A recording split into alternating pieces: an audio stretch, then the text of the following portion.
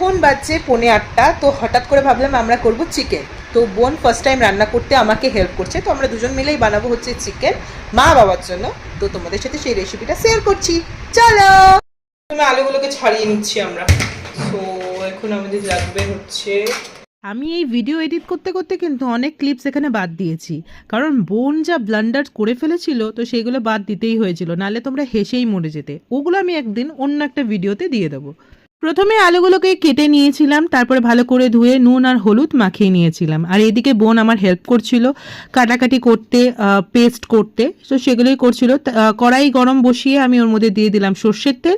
সর্ষের তেলে রান্না করলে কিন্তু একটা আলাদাই টেস্ট আসে। আর ভালো করে আলুগুলো ভেজেও নিচ্ছিলাম, তারপরে একদিকে পেঁয়াজগুলো চপ করে নিচ্ছিলাম। আমার যেহেতু এই চপিং মেশিনটা আছে তাই একটু কাজগুলো তাড়াতাড়ি হয়ে যায়। তো বোন এই ক্ষেত্রে আমার অনেক হেল্প করেছে, যদিও বা বোন কিন্তু রান্না একদমই জানে না, তাই ওর জন্যই বললাম যে ও কিন্তু অনেক ব্লান্ডার্সও করেছে। বাইরে পড়ছিল খুব জোরে বৃষ্টি, আর বৃষ্টির দিনে কষা মাংস আর গরম গরম রুটি খেতে কার না ভালো লাগে, তাই না? তো প্রথমেই তোমাদের বলি যে আমি কিন্তু পুরো ডিটেলস ভিডিও তোমাদের সাথে শেয়ার করছি না, মানে কী কী ইনগ্রিডিয়েন্টস দিচ্ছি আলাদা করে আর কিছু বলছি না।